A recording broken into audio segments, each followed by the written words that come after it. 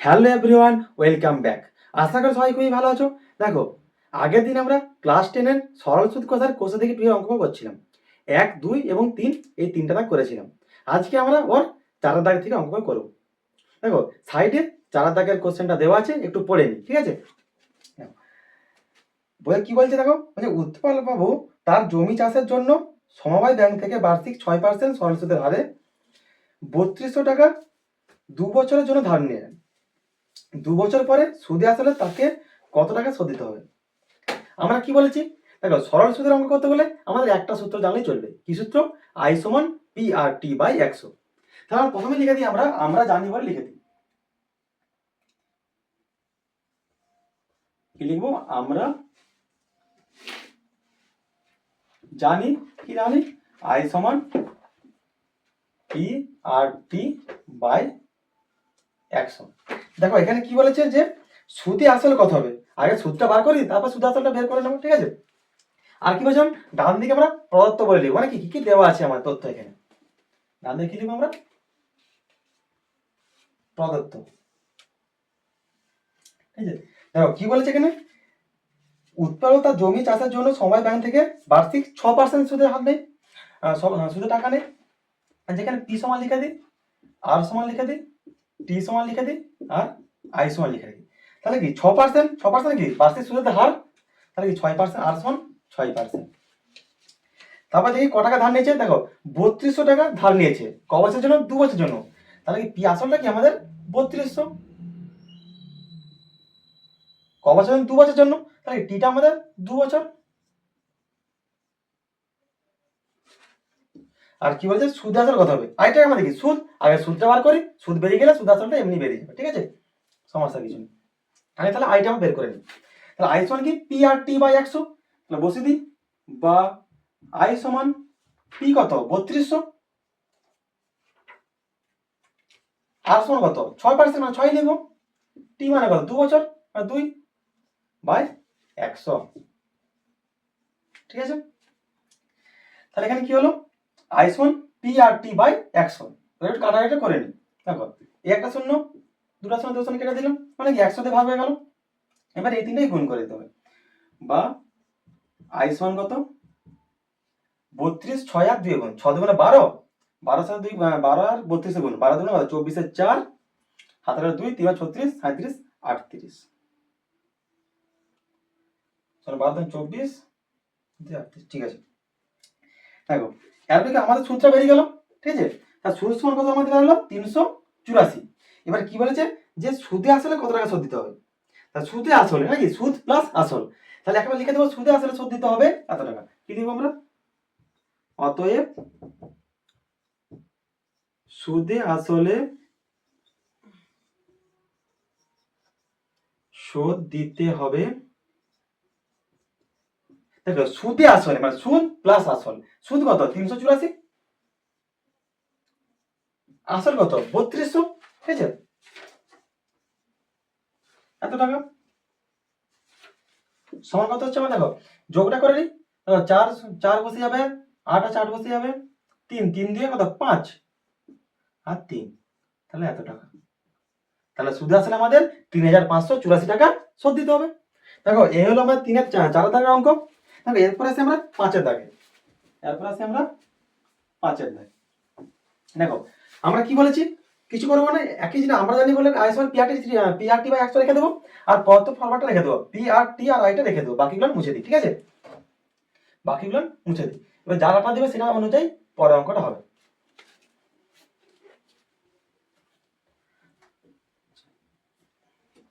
আবার মুছতে মুছতে 5 অঙ্কটা সাইডে একটু পড়ে নাও, ঠিক আছে? দেখো কি বলেছে, সাইড পড়ে নাও।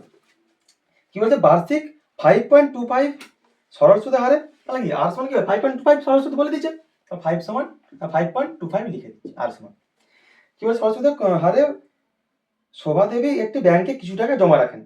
ক টাকা জমা কিছু বলেন, ঠিক আছে? কিছু টাকা জমা রেখেছেন। 2 বছর পর তিনি সুদ হিসাবে 840 টাকা পেলেন। সুদ হিসাবে কত টাকা পেয়েছেন? 840 টাকা। ক বছর পরে?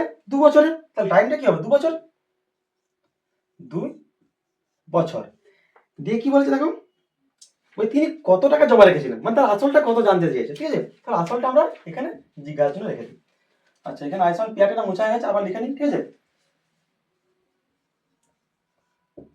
আমরা জানি একই সূত্র, আই সমান পি আর টি বাই 100, যা আছে মান বসে দিই, যেটা মান নেই সেটা বেরিয়ে যাবে। কি বলেছে দেখো, আই সমান কত 840, পি কত দেয়া নেই, বার করতে হবে, আর কত 5.25,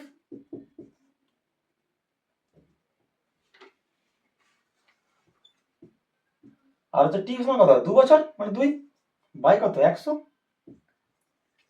দেখো দশমিক তুলে এটা দশমিক কত সংখ্যা, দুটো সংখ্যা আছে 1 আর 2, তাহলে কি হবে একের পিঠে দুটো শূন্য বসে যাবে, তাহলে 100 হয়ে গেল।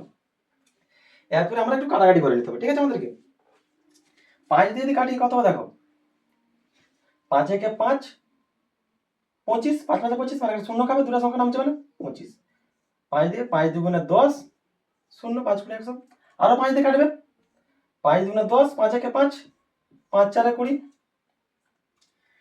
দেখো এটা কেটে যাবে, দেখো একবারে 4 দিয়ে কেটে যাবে, দেখো 4 একুশে 84, বা 7 দিয়ে 3 দিয়ে কাটতে পারো দুবার ধরে, ঠিক আছে, সমস্যা কিছু নেই, 40 হয়ে গেল।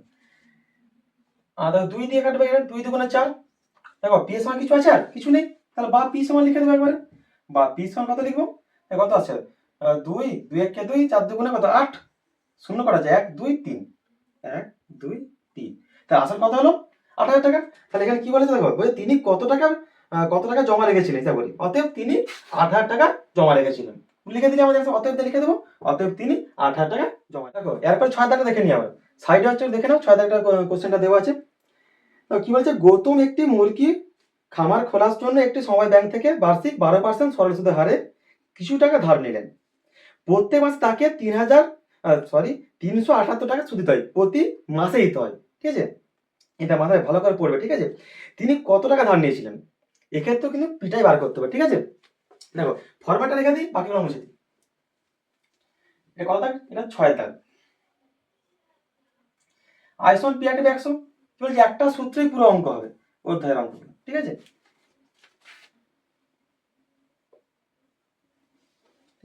দেখো কি বলেছে, বলছে বার্ষিক 12% সরল সুদের, তাহলে কি আর সমান কত 12,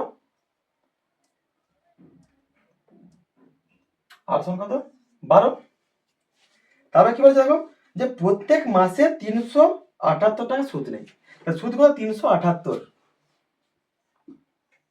এক মাসে টাইম কত, এক মাসে, তাহলে এক মাস সমান কত বছর, 1/12 বছর, 12 দিয়ে ভাগ করলে মাস থেকে বছর কি করতে হয়, 12 দিয়ে ভাগ করতে হয়, আর ডিভাইড বাই 12 করে দেবো, তাহলে 1/12 বছর, মানে কত এক মাস। তো কি বলেছি, সবসময় বছরে, টাইমটা সবসময় বছরে হবে, ঠিক আছে, মাসে করলেই ভুল হবে অঙ্ক। পিটা বার করতে বলেছে এখানে, আই সমান P R T by 100, I সমান কত 378, লিখে দিই 378, পি সমান কত বার করতে বলেছে, পিটা পি রেখে দিই, আর কত 12%, তাহলে 12, টি কত 1/12, 1/12 ইন্টু কত, নিচে 100 দিয়ে গুণ ভাগ করতে হবে, তাহলে ভাগ পি আর টি বাই 100, মানে কি নিচে 100 দিয়ে গুণ করতে হবে, আসা হয়ে গেল। এবার একটু কাটাকাটি করে নিতে হবে, বারে কেটে গেল, একদম সহজ অঙ্ক, এর চেয়ে সহজ অঙ্ক মনে হয় না। দেখো পি সমান কি হবে, তাহলে 3 7 8, লিখে দিই 378, 100 দিয়ে গুণ, মানে কি দুটা শূন্য পরপর বসে যাবে, কিছু করার দরকার নেই, এত টাকা।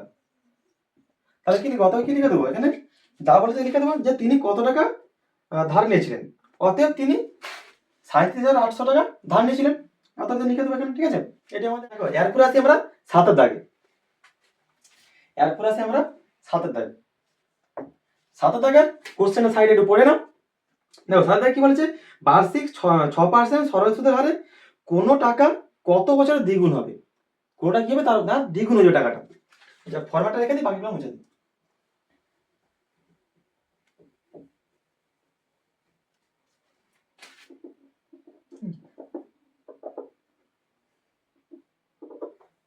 দেখো আই সমান পি আর টি বাই 100 লিখে দেবো, আর পি আর টি আই এটা প্রত্যেকবার লিখতে হবে, এটা রেখে দিলাম, ঠিক আছে। তোমরা প্রত্যেকবারে লিখবে, একবার লিখে আবার করে দাওনি। দেখো কি বলেছে, যে বার্ষিক 6% সরল সুদের হারে, তাহলে কি আর সমান 6%, বলছে কত বছরে দ্বিগুণ হবে, তাহলে এখানে কত বছর, মানে কত মানে কি ওখানে কত বছর চেয়েছে মানে কি বছর চেয়েছে আমাদের, বছরটা গেছে আমাদের। দ্বিগুণ ধরে নি পি সমান এক্স ধরে নেবো, আর আই সমান কত নেবো তাহলে, আর আইটা এক্স হয়ে যাবে, কেন এক্স হবে দেখো এটা বলছি আমি, পি সমান এক্স টাকা, এক্স টাকা হতে এক্স হতে পারো, 100 টাকা হতে পারো, 1000 টাকা যা খুশি হতে পারো, 1 টাকা হতে পারো, তোমাদের ব্যাপার, কোনো সমস্যা নেই। পি সমান আমি ধরেছি এক্স টাকা। দেখো দ্বিগুণ হবে মানে কি, সুদে আসলে দ্বিগুণ আমার 2x হয়ে যাবে, এটা 2x হবে তো এখানে। তা 2x যদি সুদ আসলে 2x হয়, তাহলে সুদ যদি আমাদের আসলে যদি আমাদের x হয়, তাহলে সুদ কত, 2x minus x, 2x minus x, তাহলে কত হচ্ছে 2x থেকে x বিয়োগ করলে কত হয় x। বা তোমরা যদি 100 ধরো, সমস্যা নেই, 100 ধরো, আমাদের আসলটা 100, সুদে আসলে দ্বিগুণ হয়ে যাচ্ছে মানে কি 200 হয়ে যাচ্ছে, তা 200 টাকার মধ্যে আসল 100, তাহলে সুদ কত, শুধু 100। একই ওইভাবে করতে পারো তোমরা, ঠিক আছে, সমস্যা নেই, যা আছে সব কাটাকাটি হবে, ঠিক আছে, সমস্যা নেই, দিতে পারো। এবার টি এর মানটা বের করতে হবে, আই সমান পি আর টি বাই 100, প্রত্যেকের মান বসিয়ে দেবো, টি এর মান বের করে দেবো। বা আই সমান কত বলেছে এক্স, পি কত এক্স, আর কত 6%, আর কত 6%, 6 আর সমান 6, ইন টি কত বার করতে বলেছে, মানে টিটা টি রেখে দেবো বাই 100, এক্স এক্স কেটে গেল, বা কি লিখবো, বা আচ্ছা আরো কাটা যাবে, 2 দিয়ে কাটবে, 3 দুগুণে 6, 2 দিয়ে কাটবে 5, 50 দুগুণে 100, তাহলে টি সমান কত হবে, বা টি সমান কত হচ্ছে দেখো, 50টা এখানে আসবে, 3টা নিচে নেমে যাবে, ঠিক আছে, 3t সমান 50 হচ্ছে, তাহলে টি সমান 50/3, 50/3। তবে এটাকে পূর্ণে ভাঙতে পারো, এত বছর এটা লিখে রাখতে পারো, এটাও অ্যান্সার করতে পারো, বা একে পূর্ণে ভাঙতে পারো, ঠিক আছে, কত 348, পূর্ণে ভাঙার নিয়ম কি দেখো, 50-কে 3 দিয়ে ভাগ করে দেবো, তোমরা জানো তাও আরেকবার দেখিয়ে দিচ্ছি, ঠিক আছে, 348 করতে পারো, বা 3-একে 3ই করতে পারো, 20, 3-6-18, 2 আসছে দেখো, তাহলে এটা কোথায় বসবে, 16টা 16 আমাদের ভাগফল 16 আছে, 16টা সাইডে বসবে, ভাগ শেষটা কোথায় বসবে, উপরে আসবে, আর নিচেরটা নিচে থাকবে, বা যেটাতে ভাগ করছি সেটা আমাদের নিচে থাকবে, এত কি বছর, ঠিক আছে, এই হলো আমাদের অ্যান্সার। দেখো আজকে তার কটা অঙ্ক হলো, 4-এর দাগ, 5-এর দাগ, 6-এর দাগ আর 7-এর দাগ। তো আশা করি তোমার সবাই বুঝতে পারছো, আর অসুবিধা থাকলে অবশ্যই কমেন্ট বক্সে কমেন্ট করে জানাও।